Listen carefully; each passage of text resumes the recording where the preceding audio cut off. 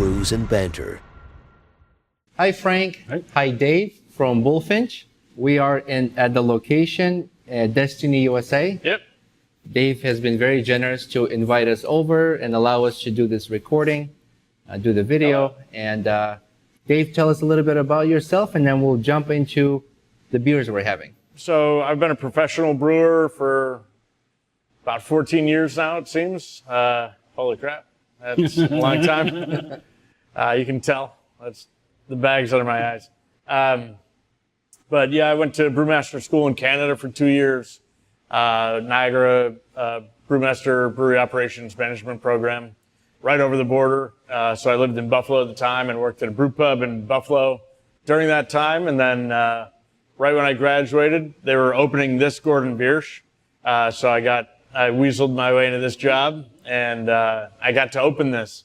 So I was the first employee on site and master brewer here for 2 years. I left here to open Resurgence out in Buffalo and ran that for 5 years.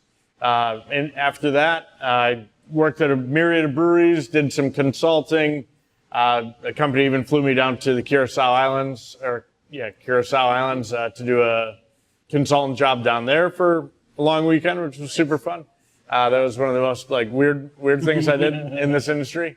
So I've been kind of doing it for a long time. And after the pandemic, I realized that GB just left all this here, including, $1 million of brewery equipment. And I was the one that installed it originally. So I was like, yeah, it's got to happen. I got to do this. I think we're going to jump into that first, and then we'll maybe backtrack a little bit with the timeline. But we'll start with the beer. Which one should we start first? We could just start over here with the lemon meringue. Okay. I poured you guys, all of us anyway, the lemon meringue pie sour. So what I do is kind of a seasonal pie sour thing. So they're all Heroes Feast. So it's Heroes Feast lemon meringue, Heroes Feast blueberry, Heroes Feast key lime matcha, and then Heroes Feast strawberry rhubarb. I've got this is the lemon meringue. So I use a lot of biscuit and honey malt to get the graham cracker pie crust note, cheesecake powder and cinnamon in the whirlpool, aged on vanilla bean, and I add lemon, Meyer lemon to it. The next one is the same thing, but lemon and blueberry. Okay. And then the next one is the same process, but strawberry rhubarb, and then the other one is matcha and key lime. So they're a seasonal sour. And I don't know a lot of people doing that, but I thought it would be fun. These are all sours. No, these two are. And these two. I've got the Simulacrum, or double IPA, and then I've got the Donut Brown Ale. So I just heard about that one. Cheers. Cheers, guys. Cheers. Yeah. Sure.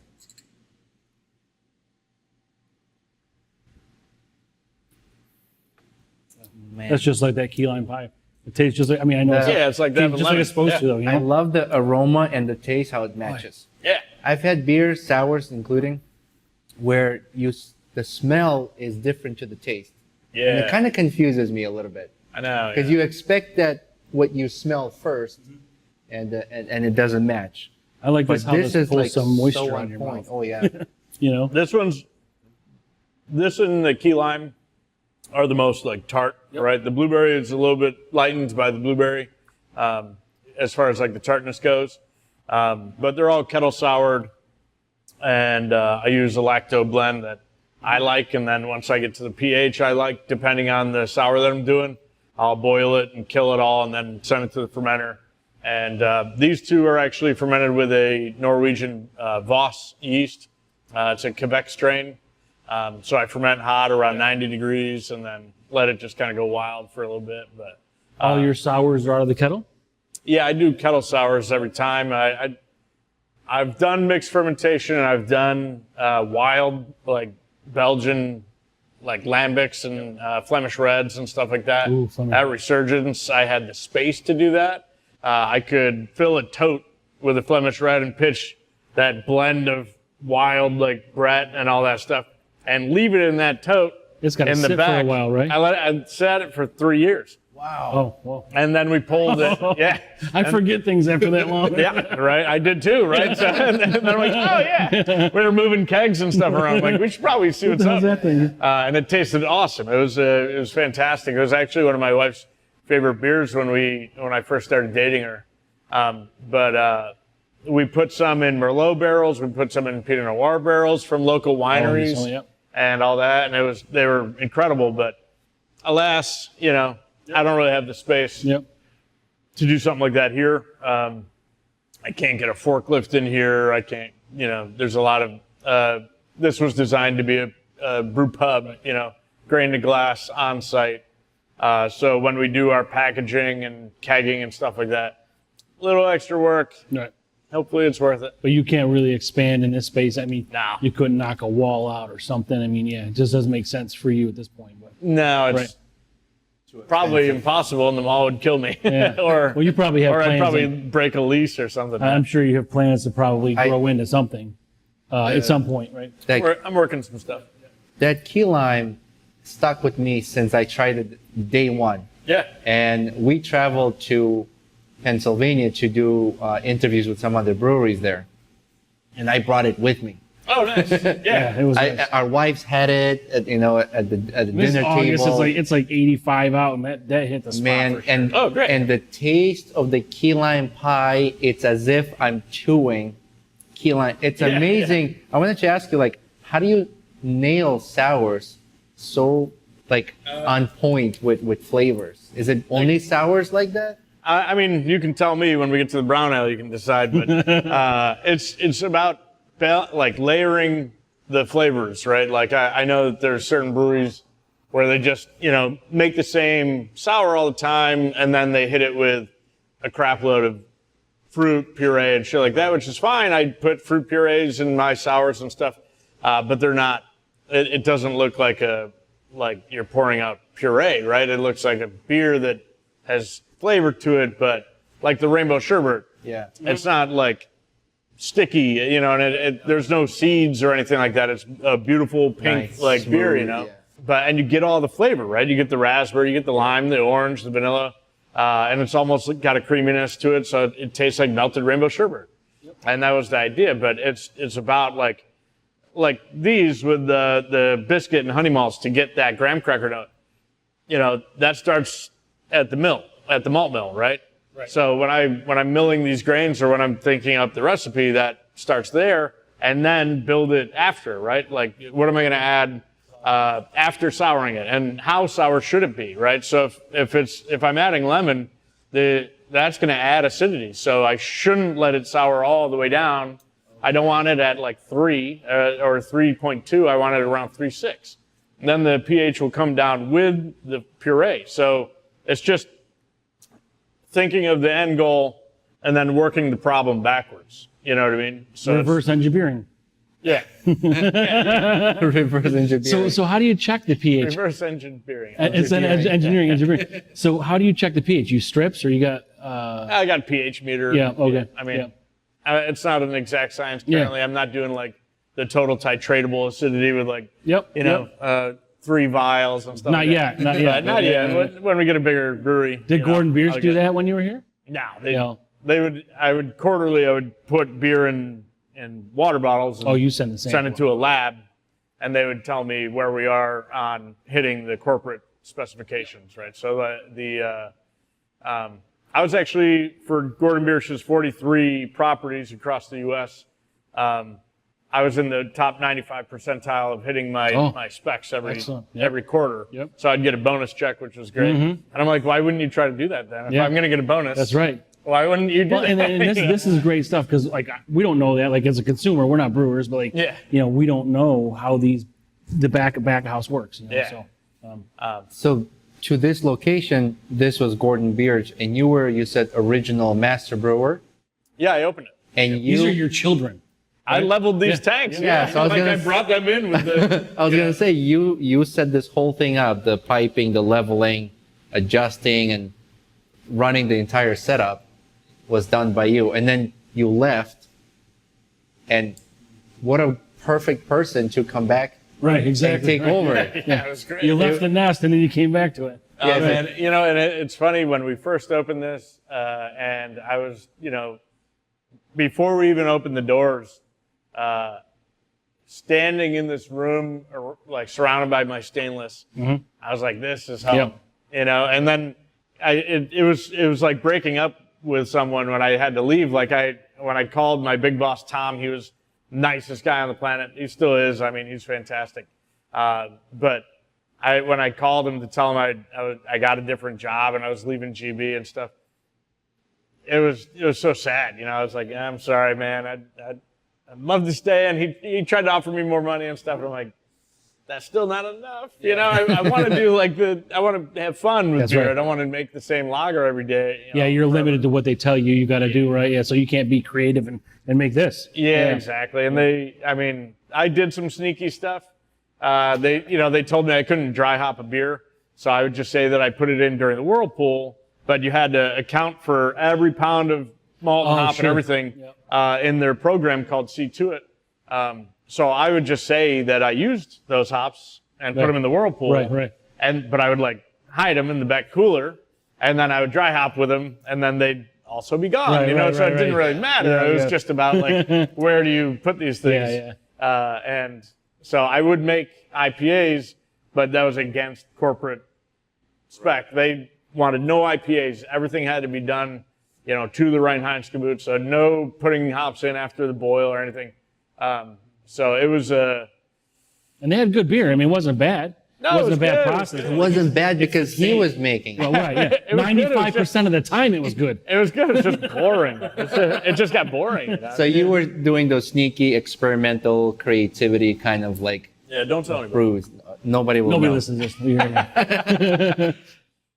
What are we going to try next? Oh, yeah. So this is the Blueberry Heroes Feast. So again, the next, so this is actually last seasonal. This is like the spring one. Key lime is summer. But so this is a holdover from before, but there's like a barrel left in the tank. I'm not going to dump it. Yep, absolutely. So this is the blueberry. Yeah, this is and you can kind of taste that they're brothers. They taste similar. But it definitely they're the same line. This one has that blueberry. It's a little higher alcohol, so I do adjust the malt a little bit each Heroes Feast, but I still do the same percentages, right? So if it's 20% biscuit malt, it's going to be they're the same. It's just bump.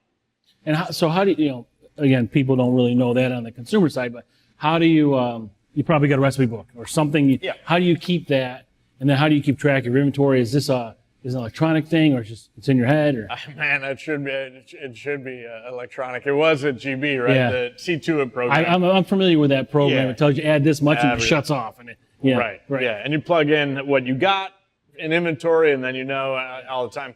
But no, I just paper and pen. I go back there and I go, I got 10 bags of Pilsner, I got 10 bags of that, whatever. And then I think in the next 3 beers I'm going to make, and then I order based on that, and then I use the grain. I try to get down to 0. And then once the tanks are full, and next time I got to make more beer, I order the grain based on what I'm going to make next. But I do the malt calculations and everything. I still do it with I don't put it into a program. I'm not doing Beersmith or whatever. I actually write out the actual hieroglyphics. It's a math equation, right? So it's a long equation, and it's Plato plus specific gravity plus this plus that divided by your efficiency, and then moisture content of the grain, and then 0.98. So you have a formula. Yeah, it's a formula that's been in a million brewing books. And same formula for all the beers, or each beer has their own formula? The formula is the same based on efficiency. The equation. You have to figure out your efficiency of the brew house, but I did that when this was GB. I already knew my efficiency here. Okay. I just did a collab with a guy, and he's like, my brew house efficiency is 75%. I'm like, I'm at 88 on this brew house, but it's the Ferrari of brew houses, you know what I mean? GB spared no expense, so I can get a lot of extract out of my grain. Well, like you say, it's small, but it's efficient for sure. Oh, yeah. But it's not that small. That tank, 20 barrels on the side, I can fill that to 20. I meant the physical space. Oh, I know. It's tight. Yeah. No, you got a lot of stuff, and that's why it's so efficient. You made use of all that space. Yep. So you did a collab with, was it Bolero Snort? Yeah. Because we had that on the podcast. You had them on it? Yeah. You talked to no, Jared? no. We had the beer. We reviewed their beer on their got it. podcast. Yeah, Yeah. But we'll get to them. So Jared Lewinsky's one of my good friends, and he's the head brewer there. He went to the same brew school I went to, but he was a year behind me. So we sent these beers in to the U.S. Beer Open, right, which is a national competition. 9,000 beers are entered by 3,000 breweries. And he called me one day, and he's like, yo, congrats on the hardware. And I'm like, I don't know what you're talking about, man. And he's like, you won an award at the U.S. Beer Open. And I'm like, oh, okay, what did I win? And I didn't know. I just didn't follow. And he's like, yeah, you got a silver for the key lime pie, right? So I'm like, oh, how'd you know? And he goes, because I got You got gold. Oh my God. Rub it in. Yeah, you son of a bitch. Yeah. All right, that's fine. So he ended up, I was like, well, then we got to do a collab. Yeah. And so we ended up doing that collab as the blueberry cheesecake sour. So it's similar to this, but cheesecake heavy, and it's like really, really fruity. Yeah, so this is also sour, but it is smoother and a little bit sweeter in the front, not as sour as this. Right. This is sweet and sour, like sweet and sour sauce. So, yeah. So you came back to your babies. What year was it that you opened here? It'll be 2 years in June 18th, that we've been open. And this is the year 2024. So at least that was after COVID. You didn't have to go pretty through much that. After, people's going out has definitely changed, like how often people go out and stuff like that. Yeah. But I think, if we get to herd immunity and stuff like that, then maybe people start being normal. Yep. Yeah, for sure. So Gordon Beers, this was vacant for a while after they left? About 2 years. Okay, yeah. All right. Yeah. I got real lucky that the guy that was the brewer here when GB was shutting down, his name is Guy. Super nice guy. He works over at Meyer Creek now. But he's just a really, he's been in the industry for a long time. He's an OG. Yep. And he's just one of the nicest people on the planet. And before they shut down, they were like, dump the beer, clean the tanks, get out. And so he had to dump barrels and barrels and barrels of beer down the drain and then clean the tanks, which he did perfectly. Every tank, when I came in, I wouldn't have signed the lease if these were not cleaned, because after 2 years of just shit You can't sticking clean there, them, it right? would have been awful. Yep. Well, it would have just been a ton of chemical, a ton of time. Yeah. But also the other thing that I wouldn't have been able to really clean after 2 years is the draft lines. And he cleaned the draft lines Nice. before he left. And he was like, well, just in case somebody else takes this, I better do this. And man, Sure. That's why he's a nice guy. that's Guy for you, though. He wouldn't leave you hanging. That's awesome. Can See, you that's- imagine just leaving $1 million? I and putting can't it behind, imagine. just go ahead. That's- That's no big deal. That shows the ethics that the guy has. You know what I mean? Like, Right. Yeah. like he respects his labor. He respects the space, equipment. He doesn't just. Above all, though, he respects the craft. Right. I think Guy is one of those people, and his name is Guy Hagner. He's one of those people that's like, I know that someday someone's going to take this spot, and I want to set them up for success because that's the least I can do. And really, in reality, it's the most he could do.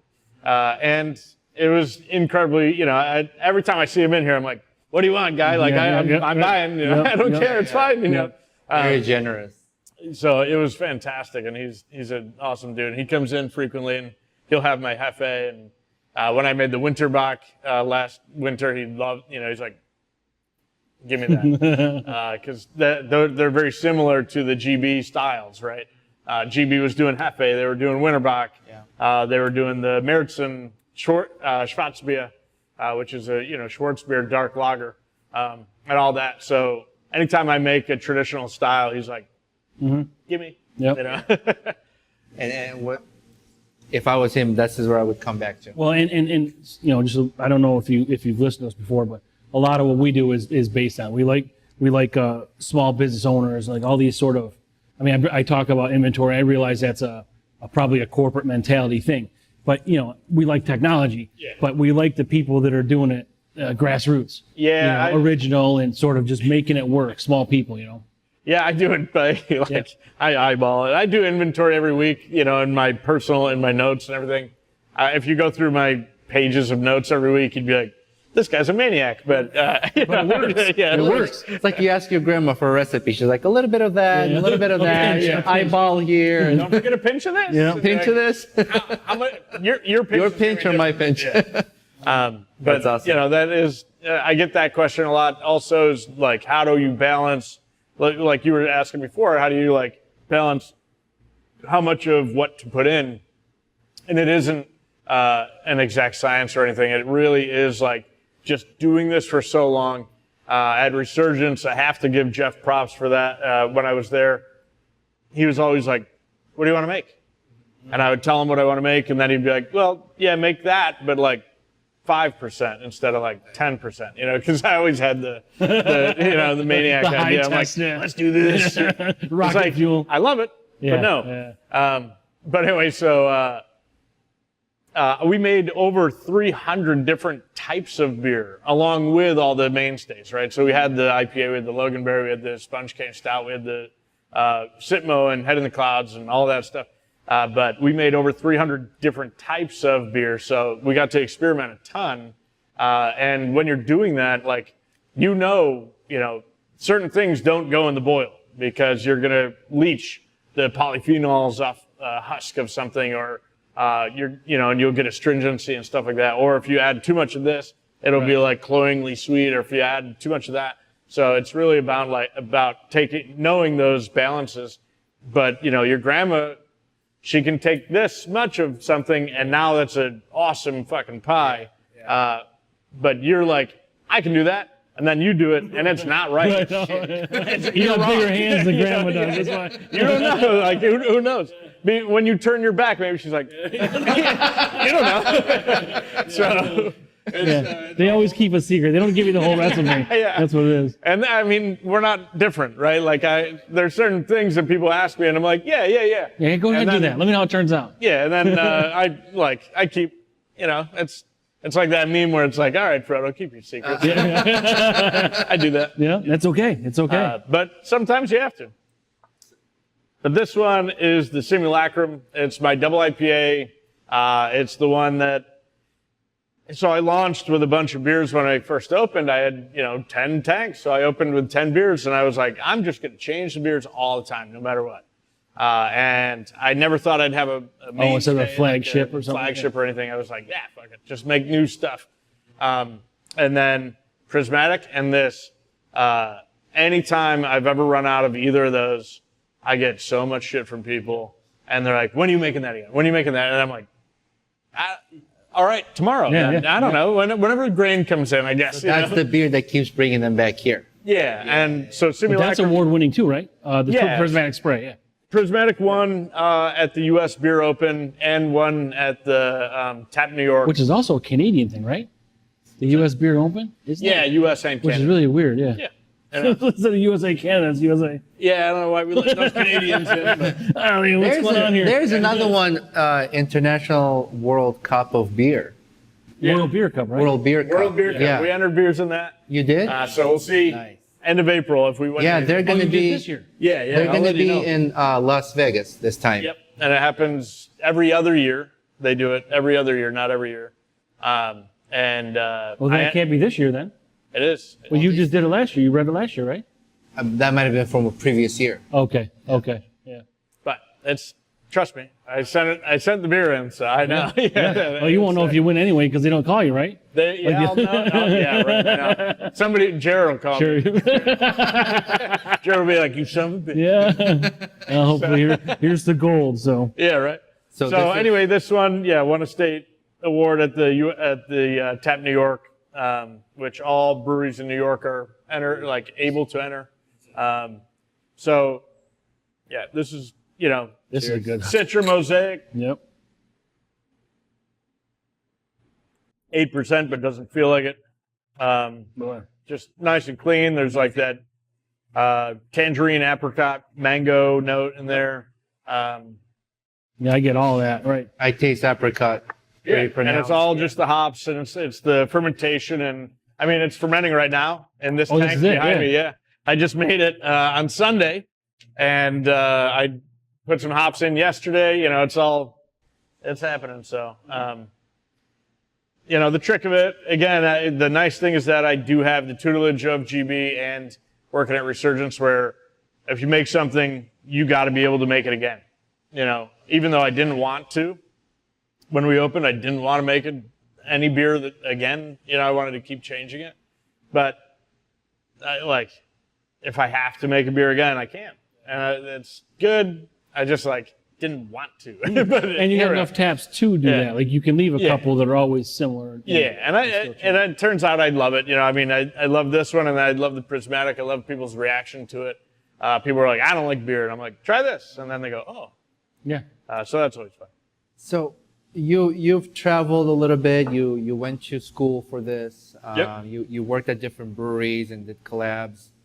Where did the name come from? Is it always in the back of your mind that you wanted to name Bullfinch? So actually, I'll pull up a thing while I talk. But basically, Thomas Bullfinch was the guy that translated Greek and Roman mythology to English back in the 1800s. So these books have been around for a long time, and it's really the reason that we know more about the stories of myth and legend and stuff like that, right? So he kind of Anglicanized the stories and made them more palatable. They were it's like if you took the Bible and turned it into a superhero movie, you know what I mean? It's kind of like that. But my brother a long time ago was doing this webcomic called Bullfinch, and basically it was set in Vermont, and he was like, nobody lives in Vermont. There's nobody actually from there. You've never met one. You've never met a Vermont. It's like Bigfoot, never seen him. Yeah, exactly. That ain't a real thing.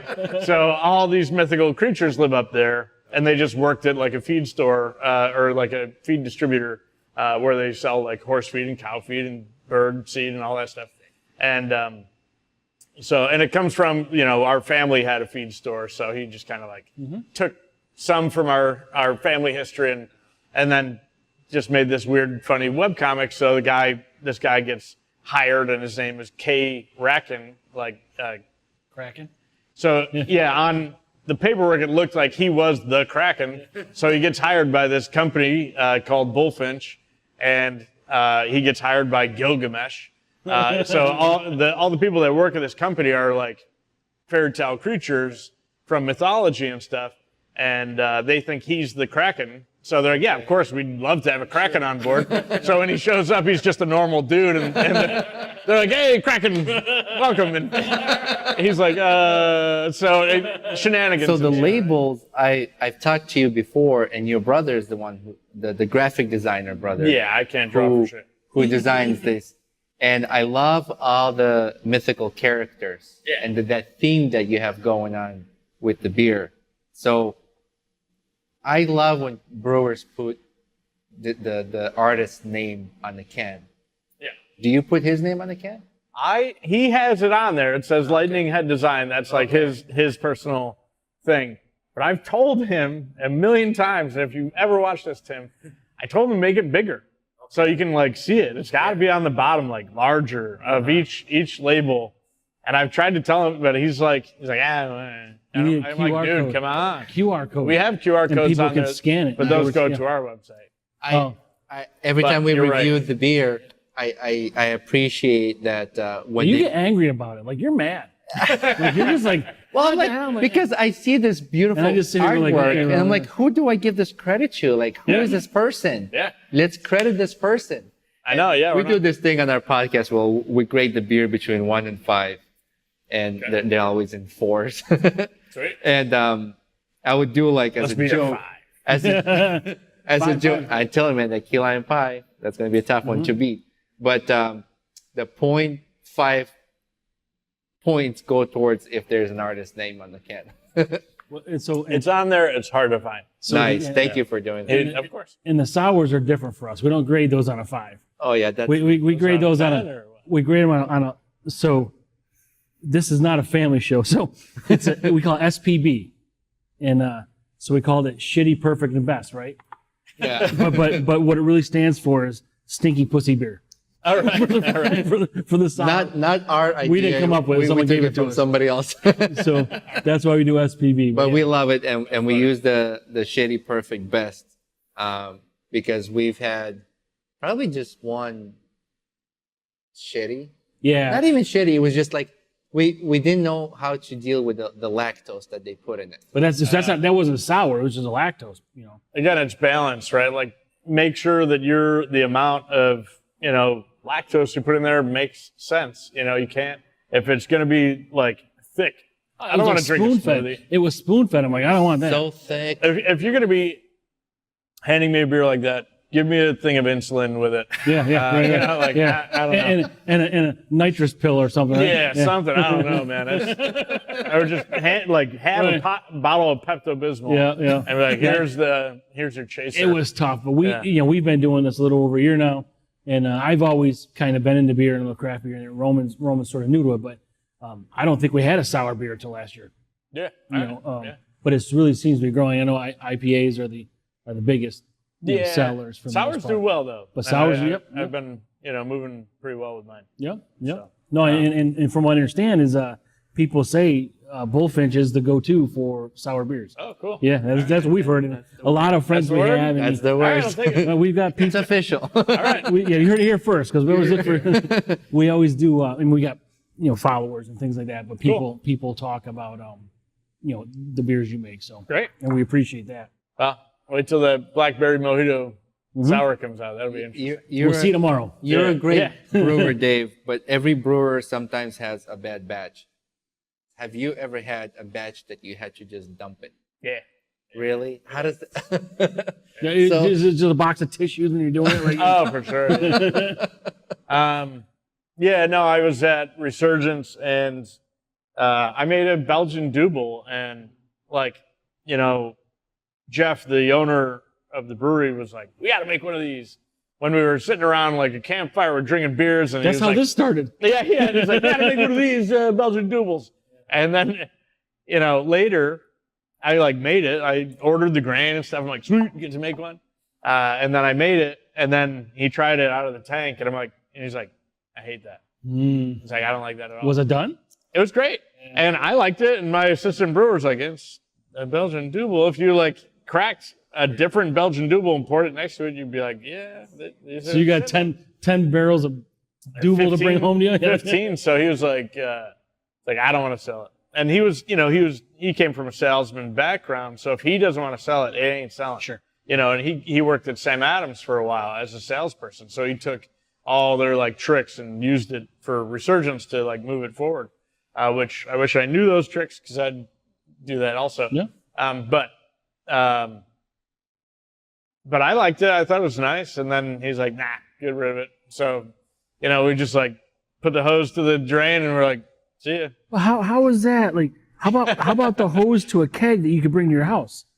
He's not selling it. He just If you had your it's own just keg, gone. man, he would have let you do it. But Probably he doesn't want his name behind it. That came pretty from much- Resurgence. yeah. He doesn't probably get rid of it. Get rid of it. No, I get it. But I'm like, I- it's good. It's just you don't Yeah. like it. I appreciate which is quality fine. for sure, and nobody in this industry, you're never going to give a shitty beer that's not approved by you. Oh no, I get it. If it's not right, it's going down. Yep, I don't yep. see ya. That must be a tough feeling to just watch that just going down the drain. It's not. I mean, they say money down the drain. It's I'm sorry. I'd rather be pissing that than dumping that. It's really, really, ironically funny because I had my, cucumber pickle sour, and we put in cucumber and pickle, and I put dill, actual dill sprig in there. People loved it, but it didn't sell very fast, right? And I needed to get a serving tank open, and the only thing that was low was the cucumber pickle. I had 2 barrels left, and I'm like, you're going to die today. So I had to I dumped the last 2 barrels of it, and everybody freaked out. My servers and bartenders no! Slow motion. I had to get rid of it. But I'm like, see ya, I had the next beer that had to get Right. going. And then the funniest part is that every week somebody asked me when that beer's coming back, and I'm like, maybe I'll make it again, but it moves so slow. Like why, it's hard to justify making a batch of it when there's people that are ravenous about it. They love it, but it moves so slow. Like how do I dance on that line of like, do I bother to make it for the people that love it? Because that's one out of like 100 people, or do I just let it disappear into the ether? Do you can everything you make? Every beer or no? No. How do you decide? Or is there, yeah, I don't know if there's something with storage issues or something like that. Or No, I mean, you saw my cans back there. It's Yeah. like whatever I can, whatever I feel like. You're also running a business, so you have to make sure what you're producing to sell. Yeah, one or two people might not be happy with it, but you also have to keep this business running. You got to survive. What financially well, I mean, you makes gotta make sense. money for sure, right? Well, and I want to make, new beers too, which is the other problem. I have weird ideas percolating in my brain all the time, and then I'm like, I'm beholden to the tanks in the back. I got 10, and I'm like, and I don't have very many kegs, and we just signed with Third Space. Third Oh, yeah. Space. Good, nice. Chad, Yeah, Ask them. we talked to Chad, yeah. we had Chad on our podcast. Ask them for your Bullfinch needs. No big deal. Little shout out. Sorry. Selfless self-promotion. Do it. Or shameless self-promotion. But There's nothing shameless here, really. Yeah. Yeah. I am shameless. No, but so I'll make, like, I got these 4 tanks full, and that one's going to be full of that beer tomorrow. And so now I've got 5 beers about ready to go, and I've got no empty tanks yet. I've got some that are almost empty, but as soon as they go, clean them, clean the line, send the beer. Yeah, so they don't whatever. sit empty long. Yeah. No, but it's, it's one of those things, like, how do I justify, like, when can a beer go? When do I have to dump it? What am I doing with this? And so. That'll depend on sales. Right? Yeah, and then, but like, again, the Rickle Pick, the cucumber pickle, I called it Rickle Pick. Yeah, I'm like, what the If you get it. I'm like, I want whatever he's drinking. Yeah, people absolutely loved it, but when they, certain people did, and then, other people don't like pickles, whatever. So it was a great thing to braise, like, chicken wings and stuff. Oh, I'm sure. Yeah. Okay. So Yep, good. yep. Like, you get some of that, put it in a pan, like a, whatever pan, put the chicken wings or chicken breast in there, whatever, let it sit for like a day, and then take them out, bread them, all that. So good. So is that on schedule? Like, that's not seasonal, but it's just on schedule whenever you get to make it again? Whenever I feel like doing it. Yeah. Yep. All right. So now I got to come back with chicken Right, wings and have. You play your cards right, I'll give you the pickle. Easy now. Yeah, we're by the 4 chickens. beers in this guy gets I started. know. But Don't anyway, take that many. so this one is, I did a collab with Glazed and Confused, the donut shop, because I'm like, I'm a donut fiend kind of guy. Like, I want to have donuts every week if I can, but my wife says no. So I was in there, and they have the Dizzy Pig donut. It's like a maple vanilla donut, and they put candied bacon on it. And I was looking at it, I'm like, I can make that. So I decided to do it. So I just went in there and gave him my card. I'm like, I want to talk to the owner. Let's talk about doing a beer club. So he came in with a couple dozen donuts, and we threw them in the mash and all that. And then so basically I used about 20% beech smoked malt from Wireman, which gives you like a smoked bacon character. Made a darker brown ale to get those like sweeter malt profile, and then I added the maple and vanilla, so it tastes like the Dizzy Pig donut. Yeah. I hope anyway. So you can tell me if I'm fucking nuts. No, I can smell it's going to taste good. That's good. Mm-hmm. Low on bitterness. Yeah, it's supposed to be sweeter like a donut. Yeah. There's a little donut cake note in there, but Almost tastes stouty a little bit, right? Some people say that. I've gotten that a little bit. Good nonetheless. The Glazed and Confused, that place is dangerous. I know. Yeah. We went in there. For your heart? My wife and I had dinner around the corner, walked in there. Like, oh, we'll just get like half a dozen. We got 2 dozen. And we're like, let's share this with other people, and then we get to try these other ones. You did. You got four half dozens. I'm like, honey, it's like too much. But man, that place, I haven't been there since. Because I'm like, if I walk in, I'm going to buy another box. Oh, I know. You can hear yourself getting fatter. Yeah. Standing on that scale, the numbers just keep going up. Yep. So what This is good. do you have on tap? Like what kind of beers that you've made and have not made that you're looking to do? I don't want to give away too many things because I've got a couple of fun ideas that are going to come up that you'll see and you're like, oh. But I do have this one that's souring right now that we basically made like, instead of like a black IPA, we're doing a black sour. So we used a lot of Carafa malt in there, so it'll be like, should be like black in color. We're going to add blackberry, mint, and lime, so it's going to be like a blackberry mojito. But it'll look Right. black, Yep. but it'll be bright and clean and nice. So it'll be very interesting. It'll be one of those things that you're like, that doesn't look anything like it tastes. You know what I mean? right. And I kind of like doing that to people a little bit. And, you know, somebody's going to walk by and be like, oh, they make stouts. I'll make that, or I'll have that. And Right. it ain't that. We had our first dark sour I had brewfest. And I had a dark lager for the first time. And I was like, that's first. And then you're expecting to be like a stout, but it's not. Yeah. So yeah, that's kind of the idea. So, and point of that was that we brewed it on the day of the eclipse. Oh, okay. While we were transferring from the mash tun to the kettle, it was the At the eclipse. peak? Yeah. The totality. Well, while that was happening, we ran up onto the roof. Actually, don't tell anybody.